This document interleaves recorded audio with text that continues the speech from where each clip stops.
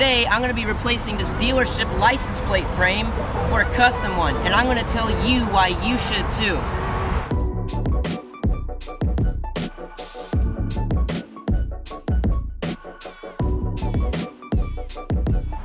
Now you may not notice, but many dealership license plate frames are illegal. Now why are they illegal? Because if you look on this dealership license plate frame, you'll see that most often they advertise their dealership. So it'll say something Honda, as in this case, or Ford, Toyota, you name it. It'll have the dealership advertising on the license plate frame.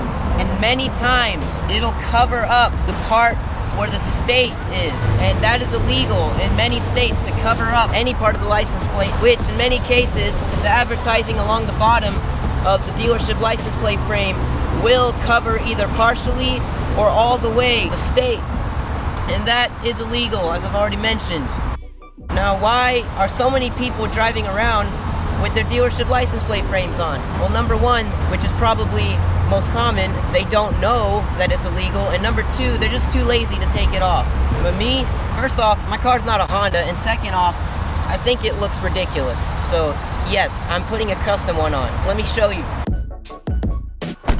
I got this custom license plate frame on clearance, and it's very thin around the border, so it shouldn't be illegal. So we're gonna put this custom frame on. It'll look much better than this. What you'll need to remove the dealership license plate frame is a screwdriver. You might need flathead or Phillips. Either way, my license plate uses a bolt that is removable with a Phillips head screwdriver. You can also remove it with a small wrench if you'd like to. Some bolts will only be removable with a wrench and not a screwdriver, but fortunately for me, I can remove it with a screwdriver.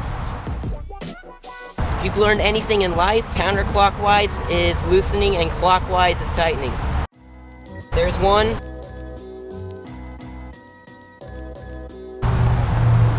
Interesting.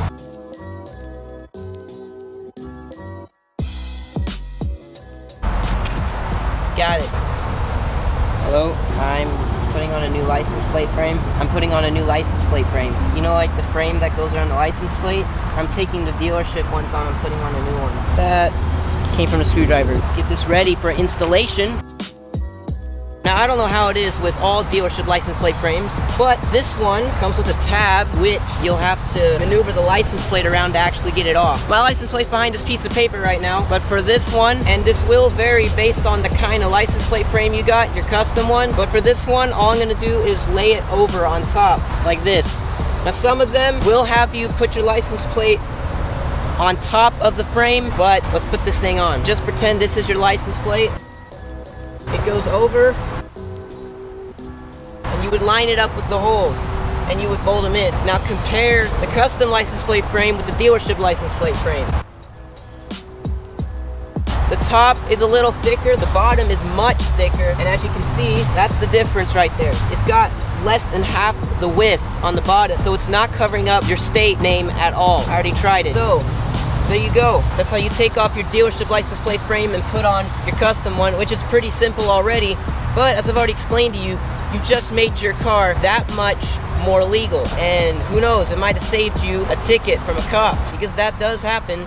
It is illegal with the dealership license plate frame on in many cases, as I've already mentioned, but this is just one way to upgrade the look of your car and make your car less illegal, so you reduce your chances of getting pulled over or getting a ticket for something you didn't even know about. That door is like open or something. No, it's just broken. I'm very sorry to inform you, Miss Camry, but that is not a parking spot. I don't know if it's classy did for what.